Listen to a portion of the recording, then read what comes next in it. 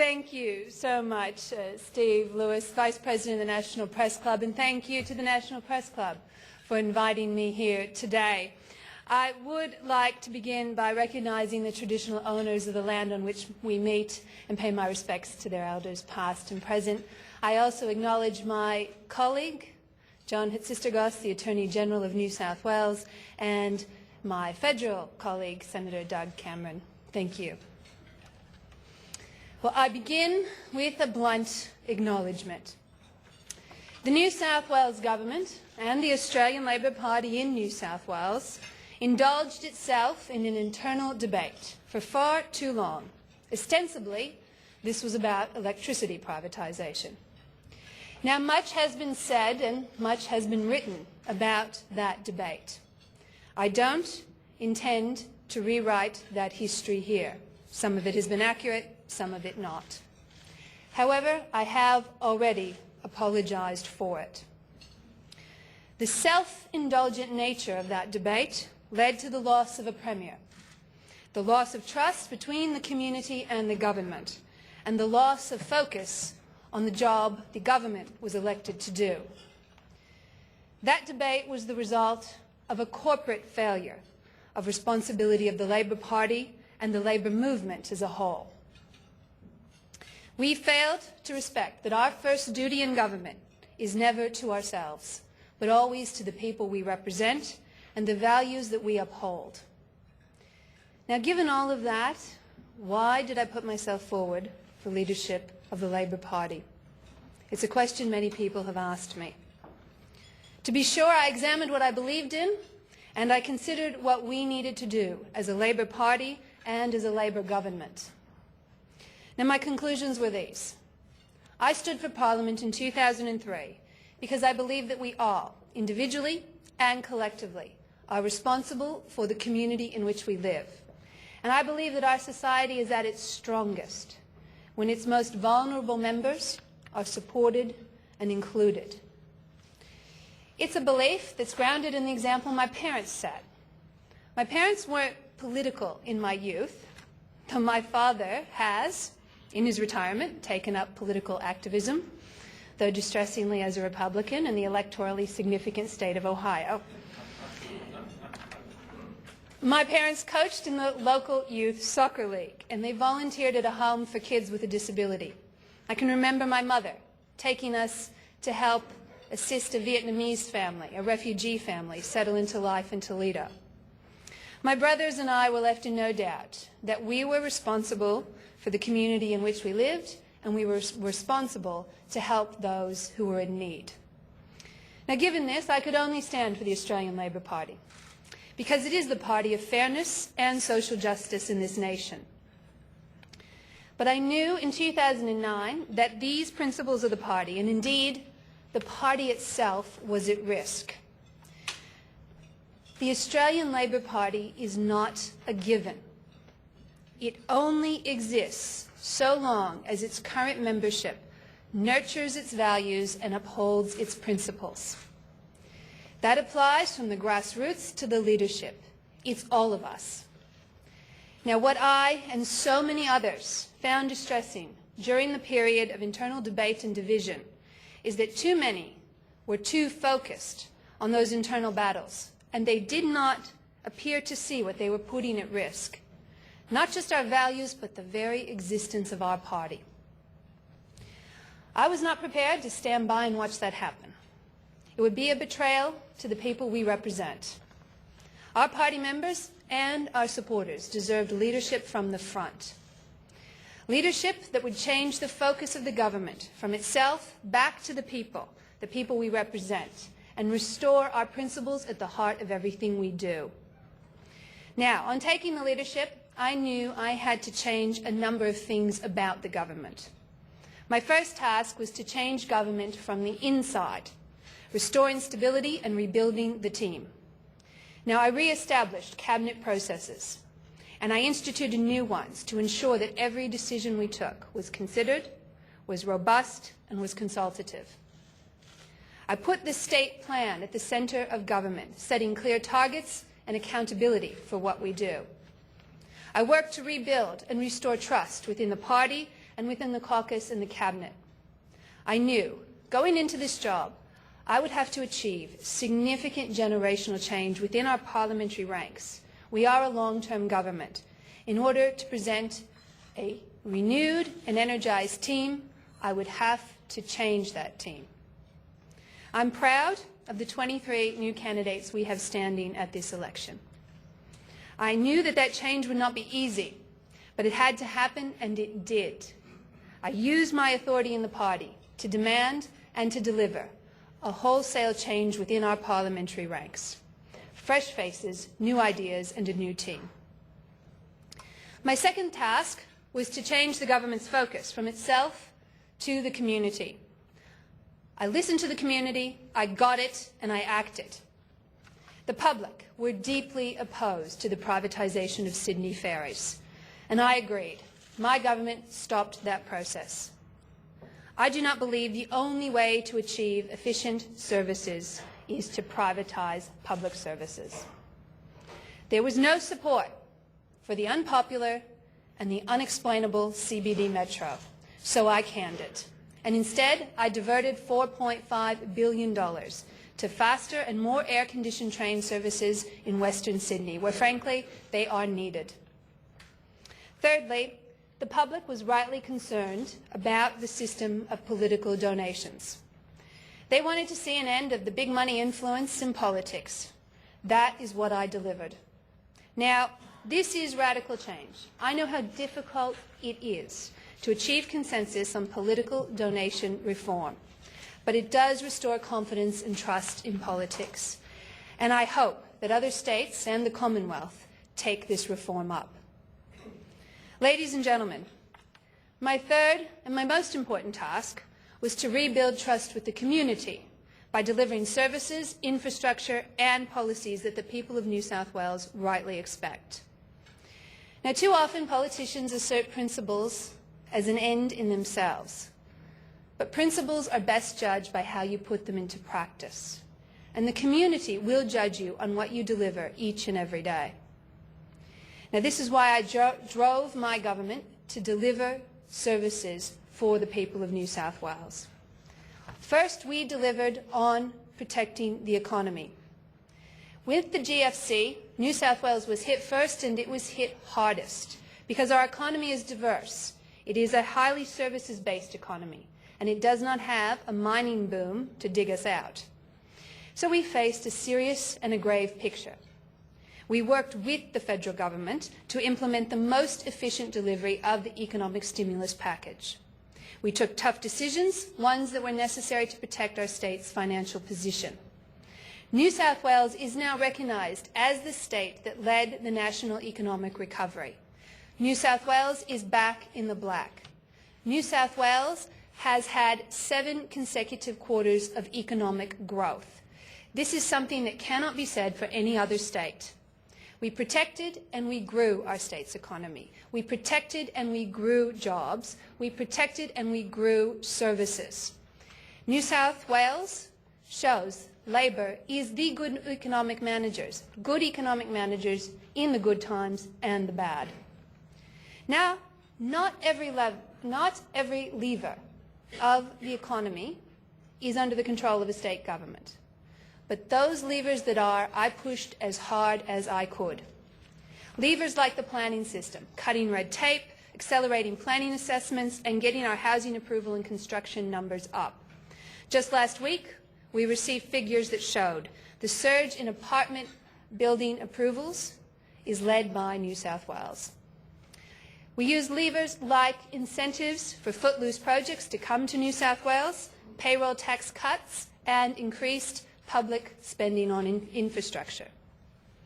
And levers like energy reform that's putting a downward pressure on prices and has secured the private sector to build the next generation of baseload power in New South Wales. Finally, and one of the most important levers a government has at its disposal, a strong budget position and a AAA credit rating.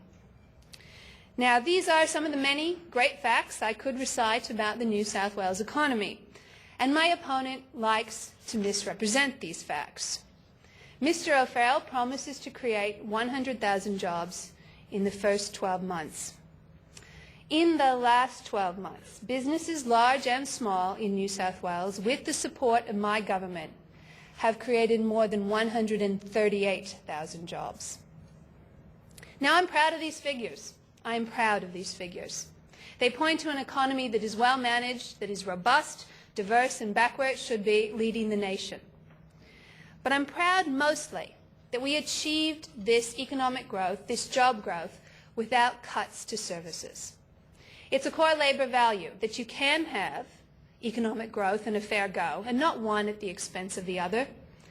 And this is a real difference between Mr. O'Farrell and me.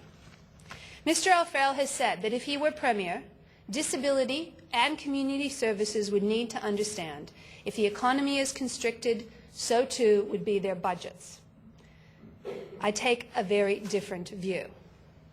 When the economy is constricted, families and those who are most in need come under the greatest pressure. This is precisely when government should be standing behind them. Secondly, I delivered for New South Wales in services that families rely on every day: schools, hospitals, and health reform. Now, education is the great leveller of opportunity, regardless of background. And children in New South Wales public schools have some of the best literacy and numeracy results in the country and amongst the best in the world. Our hospitals in New South Wales have the best performing emergency departments in the country. Now, having a great system doesn't mean much when it's your child that has a fever or a broken arm and is waiting to see the doctor. And that's why I fought so hard at COAG, and the position I took to get more hospital beds and more money for our hospital system is the one that prevailed nationally. And as a result, families in New South Wales and every other state in Australia will be able to get the care they need when they need it. Now, New South Wales has led the nation in the implementation of the COAG health reform. Already, 369 beds are opened in our hospitals. Our local health networks are established. Our people are in place. New equipment is operating in our hospitals. And this weekend, as we go to COAG, I have one goal, and one goal only: to ensure that New South Wales keeps the beds and the money that I secured. When I went to Canberra last April, the first offer on the table was $400 million for New South Wales. I negotiated another $800 million, bringing home for our state $1.2 billion over the next 4 years and another $5 billion from 2014 onwards. Those beds, that money, that growth money, that going forward stays in New South Wales, and that is my bottom line as we head to COAG this weekend. I've also delivered on infrastructure funding.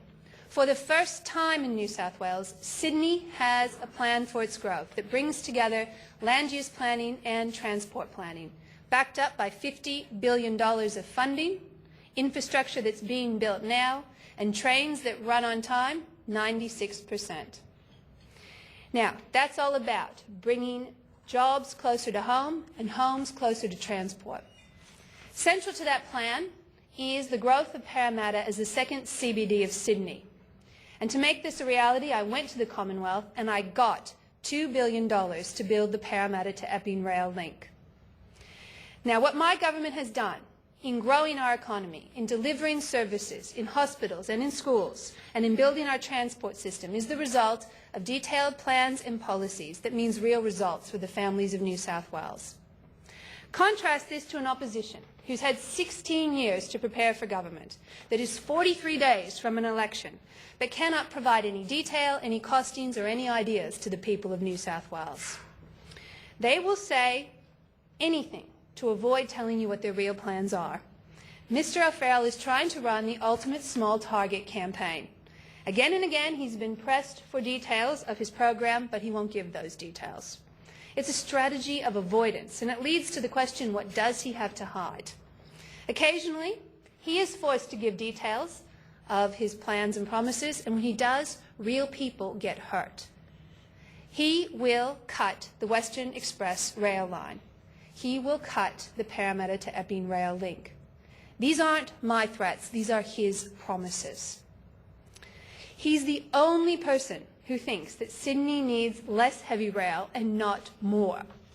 He will be the first Premier in the history of the nation to come here to Canberra and give $2 billion back to the Commonwealth. I know from experience how hard it is to get money out of Canberra, and once you've got it, you don't hand it back. No wonder he doesn't want to talk about his policies. He has nothing positive to say. This is a real contrast with my plan to ease the cost of living pressures that families are facing. My Fairness for Families Act is a return to core labour principles, but is about addressing the issues of today. And this is what I mean by change in government. My Fairness for Families Act will cap a long list of government fees and charges to the rate of inflation. It will cap increases in public transport fares to the cost of the Consumer Price Index. It will protect Sydney Water, Hunter Water and the desalination plant as public assets by law. And it will increase our energy rebate to $250 a year for all households earning up to $150,000. This will save families $1,000 over the life of the plan. Now, I've challenged Barry O'Farrell to back in this plan to help families, but he calls it a return to the 1950s class warfare. This isn't class warfare, it's a fair go. He's so out of touch that he says a $250 rebate for families won't be of any benefit to them. Really? This is a glimpse of Barry O'Farrell in an unguarded moment. In the absence of any detailed plans or policies, all we have about Mr. O'Farrell's real agenda are these glimpses, which slip out in his unguarded moments. Like when one Liberal source said that Barry would need cabinet ministers who could take tough messages to nurses and teachers. Or when he let slip that he doesn't think climate change is real. Or when asked how much debt he would incur, he said, "How long is a piece of string?" Or when he was caught out in Lithgow telling workers that he had no plans to sell our electricity generators, yet when asked to confirm that statement by the Sydney media, he refused. These unguarded moments may only reveal glimpses, but they point to what is a real difference between Mr. O'Farrell and me. A difference that is real, a difference that is stark. And before the election, voters deserve to know that difference. Ladies and gentlemen, I don't need to tell you that I am facing the political fight of my life. It might surprise you, though, to know that I am relishing it. I am looking forward to this campaign. I'm looking forward to it because it matters. It matters to families who get to the end of the month and find they don't have as much money as they used to. It matters to people who are worried whether their kids will be able to buy a home in their community. It matters to a young person with a disability who would rather have a job than spend hours sitting at home. And it matters to the grandmother who needs a hip replacement so that she can continue to help her grandchildren. In the end of the day, it matters because government is about people. It is about people. It is about us supporting them. And it is about us supporting them so that they can live the life they want to live. Now, ladies and gentlemen, I know that no government is ever re-elected on its record. What people want is a vision for the future. They want a vision that is inspiring but that is credible. And I know that there is a strong desire for change in New South Wales. And that is why I have changed the Labor Party. That's why I am offering a detailed, funded platform of change. That is why I have changed our electoral funding laws. That's why I have changed the team around me. Yes, there is a mood for change, but I challenge the assumption that that mood for change must mean a change of government. Because I have led and I will continue to lead change in government. This election is not a referendum on Labor. This election is about a choice of two contrasting and competing visions for New South Wales. It is a choice, and on one side, you know where I stand. When it comes to public transport, you know where I stand. When it comes to health, you know where I stand. When it comes to the cost of living pressures that families face, you know where I stand, and if re-elected, I will deliver the Fairness for Families Act. When it comes to urban planning, to disability, to the economy, to child protection, you know where I stand. And real leadership is defined by two things: the creativity and the compassion to imagine a better way than the status quo, and the tenacity and the hard work to make that vision a reality. But after 16 years in opposition, the Liberal Party is yet to produce a practical or positive vision for New South Wales. New South Wales families deserve better than that. And so while the Liberals are feeding a mood for change, they are not making a case to change to them.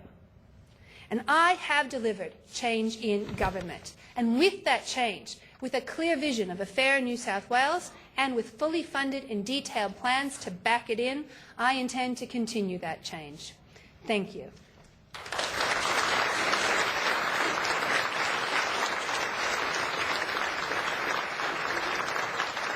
Thank you, Premier. Thank you, Premier. We now have a series of questions, and I might actually kick off with the first question, if I may. You talked about the COAG health deal that was announced just an hour or so ago by Prime Minister Gillard, that will be fought out in a couple of days' time in Canberra with the Premiers.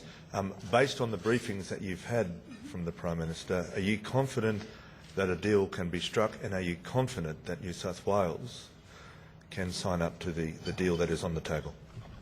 Please. Thank you for that. I am looking forward to this weekend's COAG, and I do go with that bottom line that the beds we secured, the money we've got, the growth funding we've secured, that stays in New South Wales. That is my bottom line. A lot of the other stuff is detail. It's detail that can be worked through, but our bottom line is around the beds and the money, ensuring that stays in our hospital system. Now, Julia Gillard is a Prime Minister who is consultative, who works cooperatively with the premiers across the country, and I think we know that the calibre of her skills in discussion and collaboration does mean that there is a very real possibility of national reform on health. But for us, if you'll forgive me for being parochial, I will continue to fight for and ensure that those beds and that money that I negotiated last April stays in New South Wales. Next question from Christian Kerr. Christian Kerr from The Australian. Premier, we mightn't be getting the historic health reform that Kevin Rudd anticipated this weekend. We will get a little bit of history, though, this weekend at COAG. Half the premiers around the table, with Lara Giddings there, will be women. You just talked about a consultative style. Do you think it might be a bit less of a bun fight than it sometimes is? But at the same time, too, you've also stressed very much in your speech and just then the importance of beds and money to you. Are you going to push, given what the Prime Minister said this morning, for a higher growth funding rate than other states for New South Wales because of New South Wales's unique cost pressures? Thank you, Christian, for that question. I hope Anna Bligh doesn't mind me telling this story. Sure she will. At the last COAG meeting in April, Anna and I think we had a historic moment, the first caucus in the women's bathroom.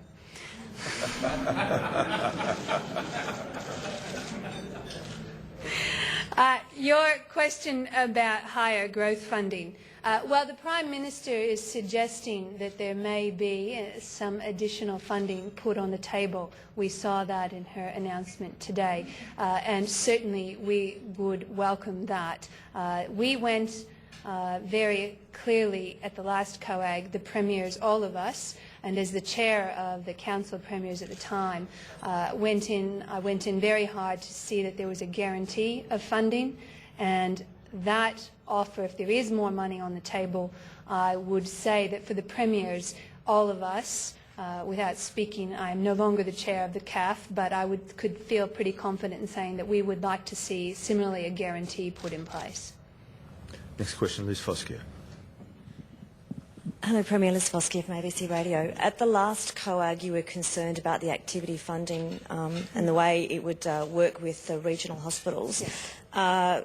Now with the way that this new funding arrangement the Prime Minister is proposing, will you be still concerned to see that those regional hospitals aren't penalised because they've got higher costs? Well, in my discussions to date with the Commonwealth, there still seems to be very much an understanding that applying an efficient price per service to all hospitals would mean that some hospitals simply could not cope. Certainly that will be, for us, as a state that has both significant metropolitan hospitals, but also a large number of smaller hospitals in our rural and regional areas, we will want to see that ability to deliver block funding continue. But I have to say I haven't seen anything to date from the Commonwealth that would suggest otherwise. Stephen Johnson. Hello, Premier. Stephen Johnson from Australian Associated Press. I've got a two-part question for you, so I'll deliver the first part, then the second part after your answer. Your own Education Minister, Verity Firth, has told a forum this week that there's a very high chance Labor will lose this election and will have to renew itself in opposition. Would you be prepared to concede that there's a very high likelihood that Labor will lose the March election? Well, first of all, can I just say the editor of that media outlet has confirmed to me his reporter wasn't at that forum. The reporter that wrote that story was not at the forum that she supposedly quoted my minister at. But let me say this. I am in for the fight of my life. I've said it very clearly right here. I'm in for the political fight of my life. And I'm in this fight every day for the next 43 days to ensure that those principles that I put back front and centre of the Labor Party are upheld in our party and are fought for relentlessly by our party. They matter. They matter to people with a disability. They matter to people who are homeless or at risk of becoming homeless. They matter to kids who come from low socioeconomic backgrounds and want to get a good education. They matter to communities that want to have more police and safer streets. Those things really matter. Now, Mr. O'Farrell has not put forward any detailed plans or policies. He's got floating around a 65-page document that does not mention social housing, does not mention child protection, only speaks of disability in generalities, and does not provide one specific commitment. On top of that, he can't name a transport project that he would do that the government's not already committed to. His 65-page document doesn't have 1 new kilometre of road, 1 new kilometre of train, 1 new bus, 1 new rail line. This is not a compelling vision for the future of our state. And I'm going to fight and fight every day to ensure that he is held to account and that this election is about the choice that voters have about the future of our state. And the next part of the question is a Labor Party sympathiser and hopeful Eddie Maguire has described... I'm sorry, I can't hear. Eddie Maguire, the Labor Party hopeful of one stage, has described Western Sydney as falafel land. And your Minister, David Borger, is also doing a news conference today. So how do you read those comments? Are you offended by them? Well, first of all, I haven't seen Mr. Maguire's comments, but, you know, I've heard some comments in recent days. Supposedly, multiculturalism has failed. I say anyone who says that should go to New South Wales. They should go to Sydney. Sydney and New South Wales is the most multicultural, diverse place on earth. Some 200 language groups, people from some 200 countries on earth, have come to New South Wales and made it their home. Our economy is such a fast-growing one. Our people are some of the most highly sought-after employees. And Western Sydney, let me give you some stats about Western Sydney. 150 of the top 500 companies in Australia have a presence in Western Sydney. 50% of the workforce in Western Sydney has a university degree. The economy of Western Sydney has added more jobs than the economy of in a percentage basis, has added more jobs than the entire New South Wales economy. Western Sydney is a powerhouse, and it's a powerhouse because it is diverse, because it has a mixture of employment opportunities, because it is and will continue to be, under my government, well serviced by public transport. It has 10,000 hectares of employment land zoned and ready to go. It has another 10,000 in the pipeline. It has record stocks of zoned land ready for residential development. Western Sydney is the powerhouse of our economy. And indeed, that's why I'm so focused in our metropolitan plan on making Parramatta the second CBD of Sydney.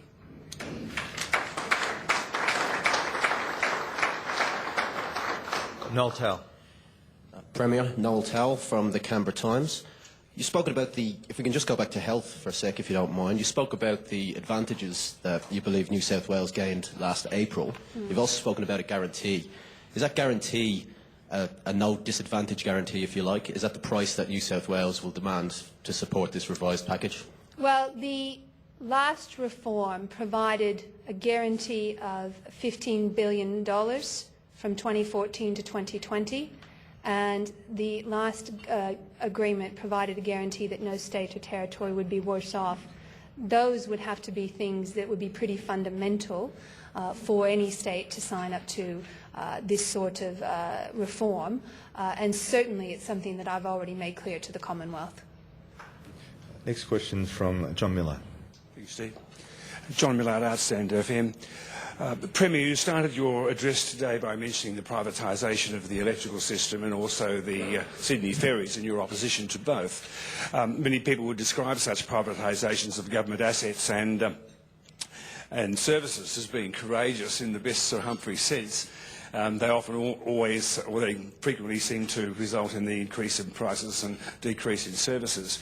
Now, would you concede that, would you accept that we're so close to the election that this was electorally not a very good idea, but further down the track, if government is re-elected, will you give guarantees that with 3 years or more ahead that such agendas will not appear and further privatisations are unlikely? Well, let me go straight to electricity privatisation and electricity reform. In New South Wales, we had the Owen report. The Owen report made clear a number of things. One, that it was not economically efficient for the government to stay in the business of retail. There are some 26 companies in New South Wales licensed to sell retail electricity. 3 of them were in government ownership. What the Owen report made clear is that had we stayed in the business of retail, we would have had to put some $2 to $3 billion into retail. That's not a good use of taxpayer dollars, and certainly the Owen report recommended that should the government leave the space of retail, that private sector companies who were concerned that we might act uncommercially would have greater confidence to invest in it. It would produce a more competitive retail market, and that would put downward pressure on prices. In fact, that's entirely what has happened. We've already seen Origin and AGL and True Energy competing vigorously for customers. AGL has vowed to go out and steal customers from, or to secure customers away from Origin and True Energy, and that downward pressure as a result of that increased competition is already starting to occur in New South Wales. The Owen report also talked about electricity generation and the need to have more baseload power in New South Wales, and the need to secure private sector investment to make that happen. What the Owen report showed is that if we had stayed in the business of building baseload power generators, we would have incurred some $8 to $12 billion on our balance sheet of liability, and that is money that we can't spend on schools and hospitals and roads. Again, the private sector was already involved in the space of generation, and again, it made sense for the government to get out of it because that gave the private sector the confidence that we wouldn't act uncommercially, that their investments would be of commercial benefit to them. So that's what we sought to do. That debate about electricity privatisation around Morris Yema's strategy, well, Morris put his strategy forward to achieve those aims in generation. His attempt to do it failed. We have to acknowledge that. It failed. It failed. The community didn't endorse it, and certainly the opposition opposed it in the Parliament. So it would have been easy at that point for a government to shrug their shoulders and say, well, let someone else do it. We'll wait a couple of years. Either a re-elected Labor government or the next government can do it. But that would have been the easy way out. We had that report It was pretty clear we needed to take action, and so governments, which should always act in the best interests of the people of their state in the short and the long term, we took a decision to have a revised energy reform strategy. We've taken ourselves out of the business of retail. We have substantially taken ourselves out of the risky business of electricity trading. We still own the generators. And we've secured the private sector to build the next generation of baseload power in New South Wales. Now, that's a really good outcome. It's taken $5 billion off our debt. It has removed the liability to build those future power stations. And what the first tranche showed is that the private sector understood the GenTrader model. They understood it, they accepted it, and they bought it.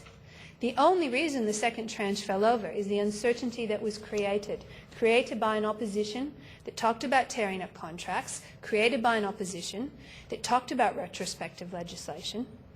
And here we sit, 43 days from an election, 890-some days since Mr. O'Farrell said the one guarantee he'd give the people of New South Wales is they'd have his detailed energy policy before the election. And what does he say now? He says it's still a few weeks away. It's still a few weeks away. This is fundamental. This is fundamental, and it's fundamental about his integrity, and it's fundamental about his ability to deliver a plan for New South Wales.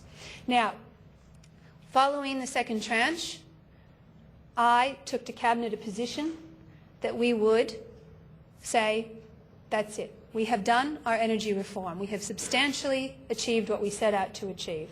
And we make clear to the people of New South Wales that now or after the election, if we are re-elected, we will not proceed with any further privatisation in our electricity businesses.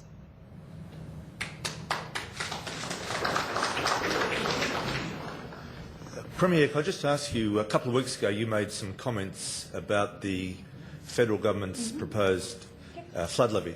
You basically said that the people of Western Sydney deserved not a carve-out but some special treatment because their costs were quite different.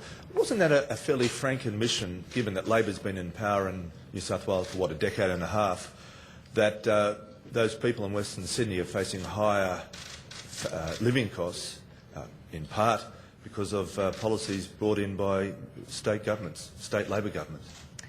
Well, let me first go to how you've characterised my remarks. What I have to do as the Premier of New South Wales is reflect the reality that the people of my state are living with and bring that forward in these national discussions. And so that's what I've done.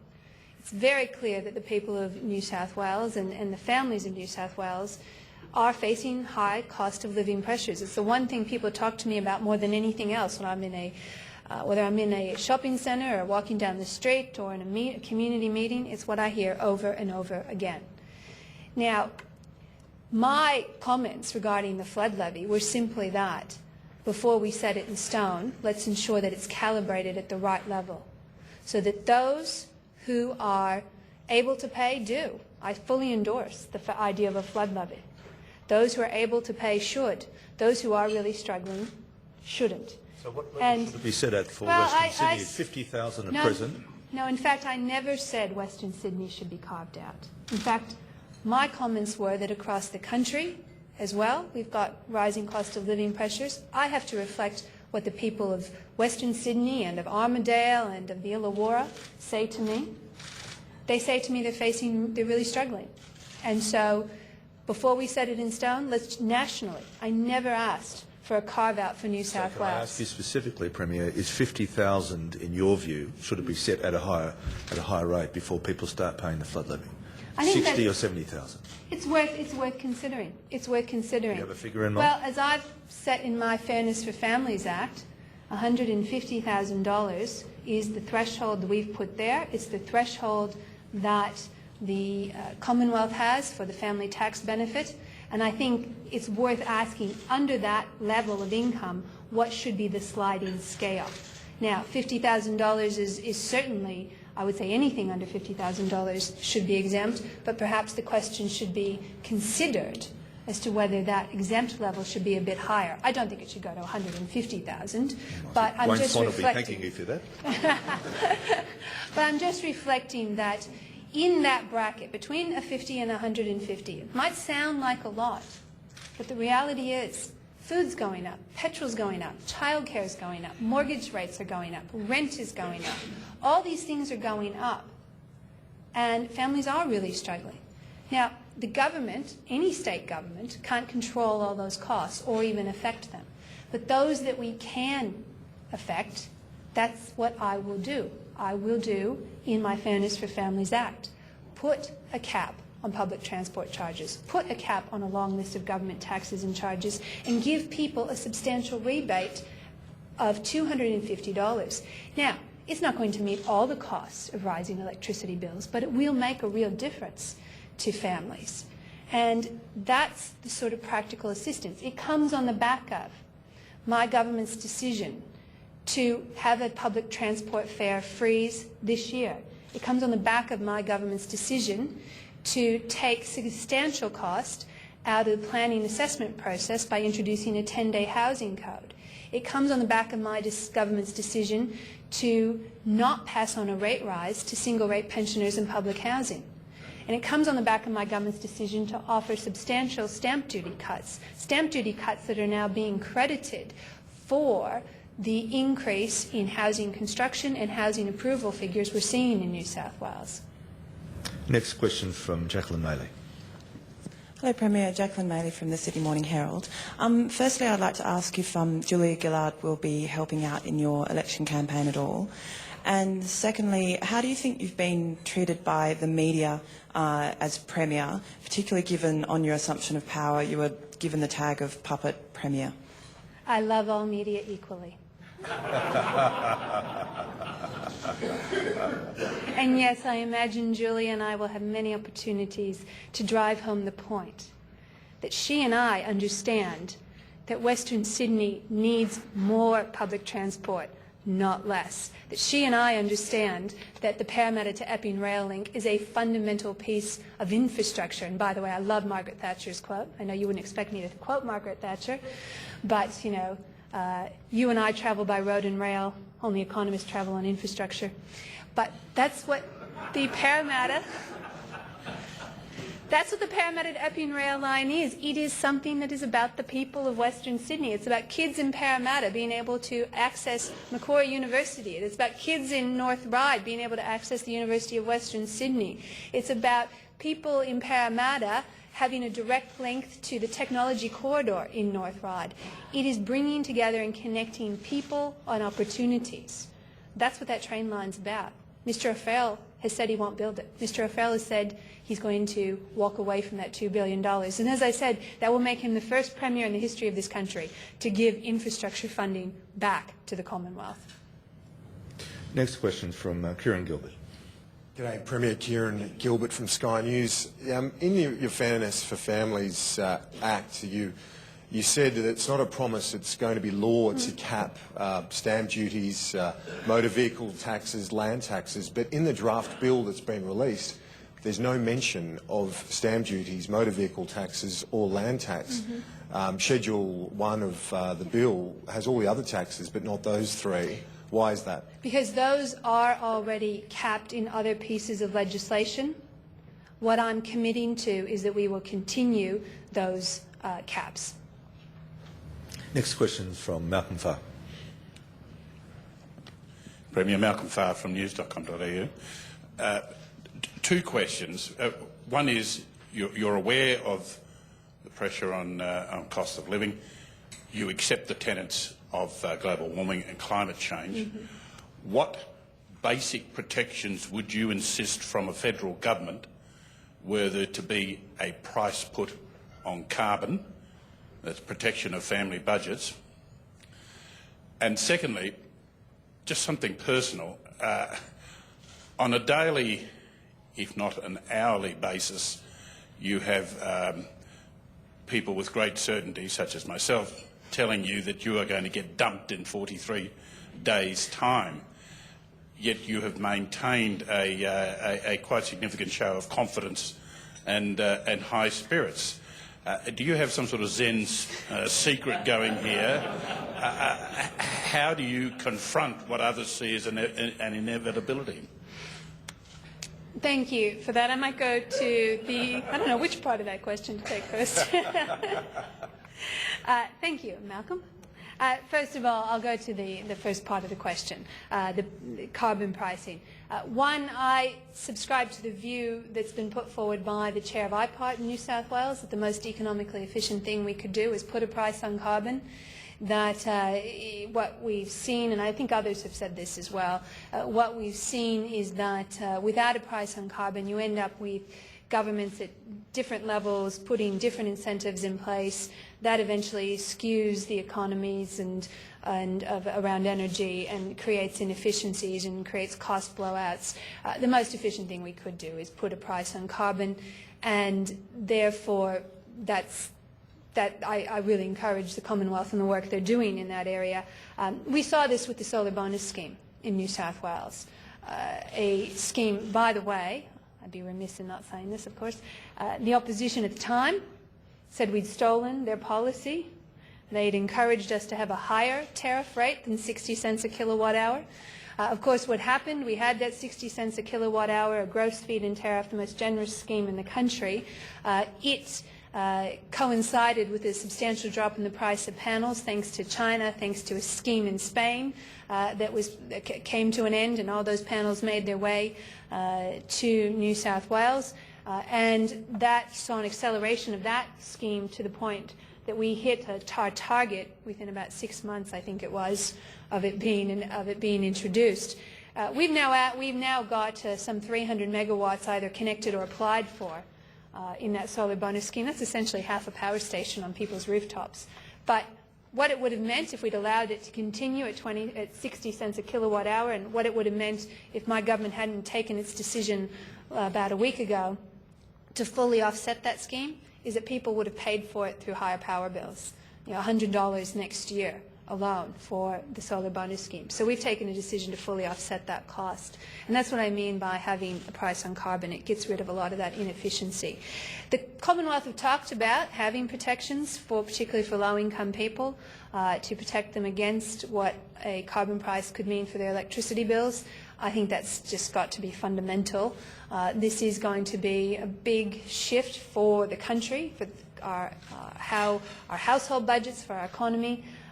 It is something that needs to be entered into with that degree of compassion for people as they are going to face those rising power bills. And those rising power bills aren't just in New South Wales, they are right across the country. There are a whole range of factors we could talk about as to what's making electricity more expensive.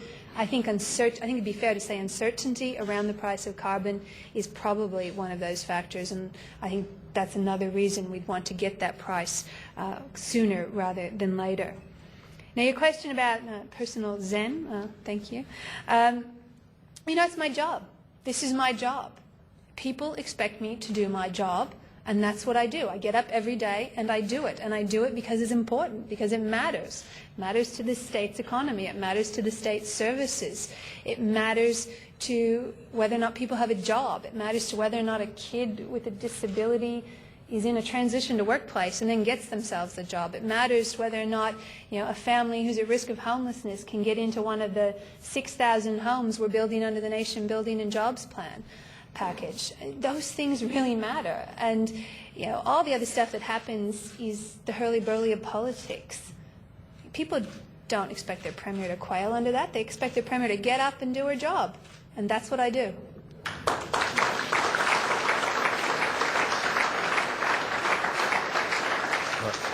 I think you've got a few votes in this room, Premier. Next question is from Tony Melville. Hi, Tony. Tony Melville, Director of the National Press Club. Premier, you spoke of the 138,000 new jobs created in New South Wales, and the national figures, I think, now are about 5% unemployment. But there are pockets of chronic, long-term unemployment, very endemic in some areas, particularly in Western Sydney, going up into the double digits. I'm just wondering about, just on that area of unemployment, what you can do to complement some of the work that the Prime Minister has talked about doing in terms of lifting participation rates in those sort of areas. Yeah. Thank you for that. That allows me to talk about something I haven't yet, and that is a bit of expansion on something I mentioned in my speech, incentives for footloose projects, payroll tax cuts, and focus on particular regional areas. Now, government has some tools in its toolkit it is itself a significant employer. And we have made decisions as a government to locate public services in regional parts of the state in order to provide jobs and ongoing jobs. I am concerned that decentralisation of government and that spreading of our procurement power throughout regional parts of the state is at risk if the government changes. I also am concerned about some incentive programs we've put in place, particularly around defence and around film and television production. Film and television production is we are the nation's capital, and it's not just happening in the inner city, it's happening right across the metropolitan region, and we're seeing a lot of new projects come to New South Wales because of the incentives we put in place, particularly with the dollar at parity. It's been really difficult, but we've been able to attract just recently some 880 jobs as a result of those incentive programs. Something else we put in place is defence funding incentives. We're determined to capture a third of the Commonwealth's defence spend over the next 10 years, and in Western Sydney in particular there are a range of expertise that exists in that workforce that makes it a natural home, and we just saw a quick step come to Bankstown, 400 jobs there as a result of incentives that we provided. So we are looking to use our incentives. We've got a focus on Newcastle, which is growing as the second city of New South Wales, looking at the Central Coast with the new Central Coast Development Corporation there and working with the local councils on something called the Gosford Challenge. And particularly we've got to look at youth unemployment because that is, to me, one of the most concerning areas that we see in terms of the rises in unemployment. One of the things we've done, a very concrete thing that over the next few years will make a real difference, is raise the school leaving age, ensuring that people have to be in school or work or training until they're 17. Next question is from Christian Kerr. Premier, just back to COAG and this weekend's meeting, doesn't the fact that New South Wales has carved out virtually the whole of its primary care sector from the COAG agreement show that while you were posing as a great defender of the previous Rudd plan, that you're actually quietly undermining it? And what does that mean for the hope of reaching any lasting agreement? Well, in fact, we're in a long-term discussion about primary health care and what parts are best delivered by the Commonwealth and what parts are best delivered by the state, and we're in that discussion with the Commonwealth. There are things that I very much see as very sensible steps forward around, say, home and community care and the way that that split was done in the original agreement, and I'd want to see that continue. But around primary care, there are some things that are likely better to stay with the state government because of the way that they're run, the way that they're integrated with our current hospital system. These are things I'm confident can be worked through. At the end of the day, what we all want, what I heard the Prime Minister say today, is we all want better patient care. The way that we get to that is through that cooperation and collaboration, and I'm really confident about this weekend. We still need to get all states to agree, but on things like primary care, there may be some differences. I know, for example, Victoria, there'll be some differences around home and community care because of the way their sector's set up. Similarly, because the way we deliver things like mental health services or drug and alcohol services, it may be better that some of those stay within our health system. Final question today is from Liz Foskier. Premier, the member for Drummoyne, Angela Damore, is reportedly considering appealing against the corruption findings by the ICAC. Will the government be supporting her legal costs? And if so, why is this a good use of the government money? I understand that she's made application to have some of her legal costs covered, and that's a decision that's made by an independent body within government. So, do you have any particular view about that? Well, there are very clear rules about when members of parliament are entitled to have their legal costs paid for, a portion or all, and that's a decision made by an independent body. Premier, thank you very much. Thank you.